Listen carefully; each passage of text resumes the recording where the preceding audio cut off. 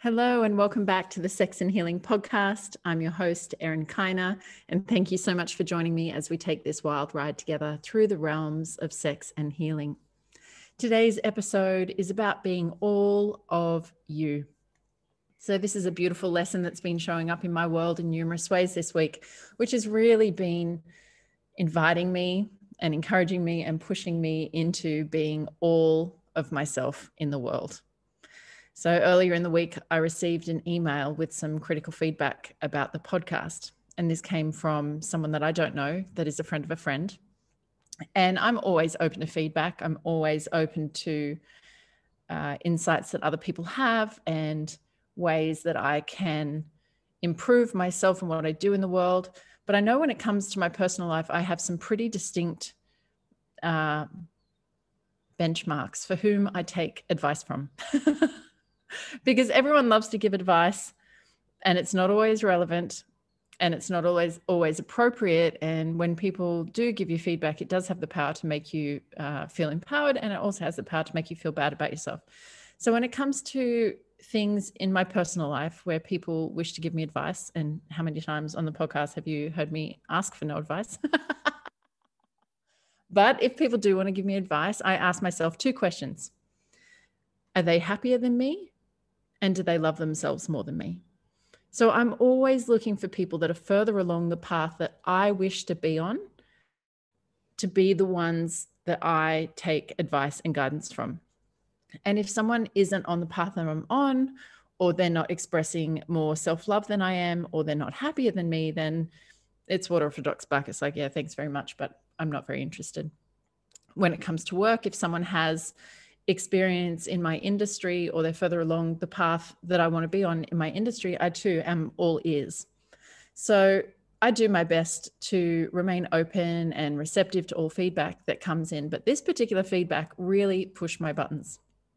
And just to take some excerpts out of it to give you guys a bit of insight, some of the feedback in this email, although some of it was about the format of the podcast, and I found that very interesting, this feedback was very personal. There were comments in there saying that my big laughter is overwhelming, that I need to rein it in a little, that I need to swear less, that I need to be more grounded, that I need to focus on the interviewee more, and that I need to provide references for what I say rather than regurgitating the same information as everyone else. So in essence, as I read this email, it says, Erin, be less of you. Stop laughing as loudly as you laugh. Tone it down like other people. And there were references to who were their favorite podcasters that I could be more like, who are more humble, who are more grounded than me. She said that I erred on overconfidence, which is an interesting statement to me as to what overconfidence might look like. But the line that really stood out to me the most, it said, swearing, pepper lightly. Once or twice is okay for impact. If we're saying we're building respect, let's do that. How we use language is a big responsibility and driver in culture change. And when I read that, I was like, what we business is this if we say we're building respect? I hold such deep respect in my heart. I know that. I know that I'm a very respectful, loving human being. But something in this implies that I'm not being responsible in driving culture change. And I want to be explicitly clear about the culture change that I'm driving for. And what I believe in is that we need to create a culture where every person is entirely free to be themselves, and particularly women. That women are free to make a lot of noise, to laugh loudly, to be confident, to take up space, to swear, to be crude, whatever it is. If that is an authentic expression of you, then I'm here to drive for the culture that allows you to be all of you. I think it's a very, very dangerous message that we send anyone to say, if you are less of yourself, you will be more popular. Because that's the message that has existed in our society for a very long time, and particularly as women. We have been squashed, we have been held back, we have been quietened There is a standard that women need to fulfill in this world in order to get places and in order to be popular.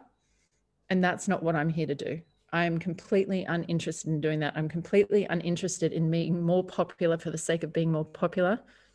I don't want to limit who I am and laugh less and be less confident in order to be more popular in the mainstream. I've never been popular in the mainstream, and it's not my goal whatsoever. I'm here to be the voice for all the other people that are like me.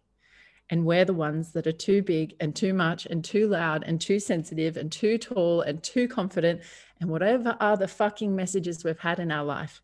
That's the culture change that I want to drive. That means I'm going to continue to laugh very loud.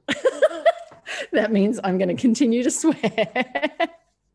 And if you don't like me swearing, you probably should not listen to my explicit episodes, because some of those, if you're not comfortable, if you think I only need to swear once or twice, you will absolutely not be comfortable with my explicit episodes. So to me, this is an indicator that this person is not part of my audience. It's very nice that someone's gone out of their way entirely to provide feedback to someone they don't know for that benefit, just for someone else, but it's not feedback that I'm interested in receiving. And it's just made me more assertive and more strong and certain in who I am and what I'm here to share with the world. And so out of that email, I came up with my new life motto, my new brand motto, which says, laugh loud, fuck louder. So that's for all of us. Let's all laugh a lot louder, fuck a lot louder, take up a lot more space and be us. So in the same week as receiving a difficult email to receive, I also had this beautiful experience on Instagram. So I do quite a few photo shoots here in Bali when they want to represent body diversity. So when I was growing up, there was no body diversity. I grew up as a teenager in the 90s. So we had heroin chic as the supermodels of my time on all the magazine covers were extremely thin women who were glorifying the half dead look from heroin overdose, extremely skinny. You know, like even at my thinnest, I'm never going to look like that because my body genetically is not like that. So I grew up feeling fat, disgusting, like too big, too tall, you know, like all women in our society, learning to pick yourself apart for every single flaw that you can find within yourself. And so I've come a long, long way in my life to be now, you know, 39, turning 39 this year, and still working through my body image stuff and still finding deeper layers of self-love that are available to me, because there's more and more layers of conditioning of where we're not okay in our bodies. So to be able to do underwear shoots for curvy body representation, it's already a giant step for me. And I'm very fucking proud of myself that I can do it. And again, I want to be that voice and that representation for all those women who have never heard this before, have never seen bodies like ours before. And I'm glad that we live in a time where curve modeling is far more common and body diversity is far more common. So I did a photo shoot for my friend Audrey's brand called Wholesome Culture. And after the photo shoot, they sent me the proofs. So maybe a week afterwards, they said, we just want all of these. These are the photos that we're going to use. Can we get your approval? And I looked at all of them, and there was one particular photo that I didn't like. And that if I had been any less secure, I would have said, I don't approve that one. But as much as I half cringed, I also was like, fuck it, just accept it. It doesn't matter. So then this week, without knowing, they have published that photo. The one that I was least comfortable with, that's the one that they posted. And that photo of me sitting in this chair with my belly rolls out got 12,000 likes on Instagram. So I remember going to that photo shoot, and they had me and this tiny little Indonesian woman there who was so small compared to me. There was one photo where I had to kind of half fold forward, like hinging at my hips. And then she had to be behind me doing the same pose, but resting on my lower back. So her forearms were resting on my lower back and her face. And when I folded in half or folded forward, she still couldn't reach my lower back. She was too small to be able to reach me when I was bent in half. So they had to get her a stool to stand up on so that she could stand up and then actually lean forward and rest her face on my lower back. So you can imagine how big I felt comparatively on this shoot. When they got me to sit in that chair, it was so low to the ground. And I was like, it's like a child's chair, some kind of, decorative outdoor chair. I was like, I don't actually fit in here. So I had to have like one leg off the arm of the chair, which is really quite, to me, it's comical on most levels, but there's still a little part of me that does not want to be that giant woman that like the other tiny petite woman has to get up on a stool to be able to reach my lower back, or I don't actually fit in furniture. But it is what it is. And that photo went out there, and Wholesome Culture told me that they average about 2,000 likes per product photo. And that is one of their most liked product photos ever, with 6 times as many likes. So considering that that's the photo that I didn't want to share, that's the part of me that society's always also told me to hold back from, that fat rolls are not something that is sought after in our society, that we need to have very thin and flat stomachs. And that photo needed to be seen by that many people. I then shared it on my Instagram and I shared it on my Facebook, and every single freaking comment has been positive. Now, I would expect when you put something out there on the internet like that, that there are at least some disagreeing comments. Not everyone's going to like to see that, and that's okay. And you kind of expect the internet to be a bit of a ruthless place, but I cannot believe that not one person has said anything less than positive. That's so fucking amazing. I feel so touched to be so vulnerable and so exposed, and to share myself with the world like that, and to receive nothing but positive response. So when I look at this week, to have one very targeted, directly constricting message that says, be less of you, and I have one incredibly overwhelming, voluminous experience of how many people did want to see me in my fullness. All of this just makes me stand stronger in my message to be all of me. And that's the message that I want to give you as well, is to be all of you. Because all of us have had some experiences. Well, I shouldn't say all of us, because I did a poll on my Instagram. Have you ever felt afraid of being too much? And 94% of respondents said yes. There were 4 people that said no. And out of those 4 people, 3 of them were men. They were the only men that responded to the poll. Now I'm going to write women on my polls, because actually my audience is women. The women that I'm here to help are the too much women. I'm a too much woman. I always have been. And actually, I'm here to lead a tribe of too much women, for us to come together and to celebrate each other and to raise each other up, and to create a safe place in the world where we have these positive experiences of bringing all of ourselves and being witnessed and seen and celebrated, which starts to dissolve the shame and the judgment that we've carried around ourselves for those past negative experiences where we haven't been well received for being all of ourselves. And then in those safe spaces and in those containers that I create, where women have positive experiences, that they then get to carry that with them into the rest of their lives, and that they get to stand more strongly in who they are, more firmly in who they are, to express and radiate themselves out in the world more boldly and with more security inside of themselves. And then that cascades out like a ripple effect and touches all the other women in their life. I remember when I first started wearing a bikini, which is so fucking weird, because the world told me that I didn't have a kind of body that you could wear a bikini in. But I was working with this other girl who had a very similar body shape to me, and she was an athlete, and she would wear a bikini, and I'd look at her thinking, wow, she's so confident. If she can do it, I can do it.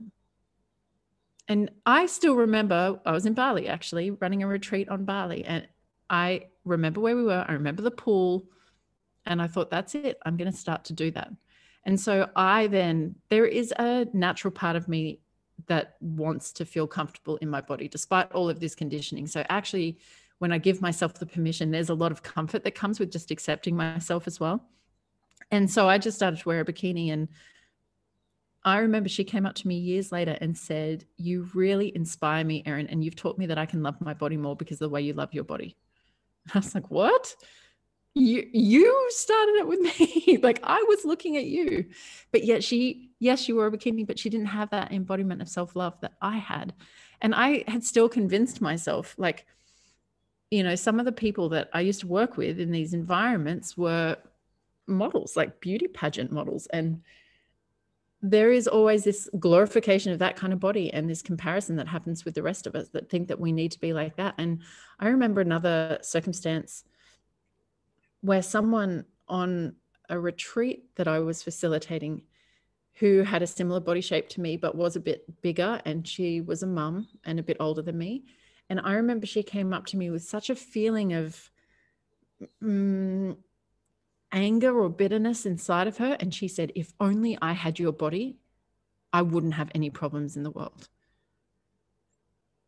And I felt so sad for her that she thought that all of her problems were going to be solved. But my body, I was looking around at the other people that were like models in our group and beauty pageant people, like, why do you want my body? Have their body. They're the one that society tells you. So it's crazy how we do this comparison to ourselves, that where I'm standing, I'm looking at her, where she's standing, she's looking at someone else. And then where that lady's standing, she's looking at me, and we're all wanting something we can't have. And we've bought into this fucking lie that says that I'm going to be happier when I'm that. So wear the bikini, laugh loudly, and fuck even louder. And I also just want to give a lot of the credit for the confidence that I have in myself and my ability to share what I share with such vulnerability, and especially with stepping into this world of sexuality to my man, because he provides a level of support in my relationship with him that I have never witnessed before. And it helped me really identify these kind of 5 levels of relating that I've experienced or seen.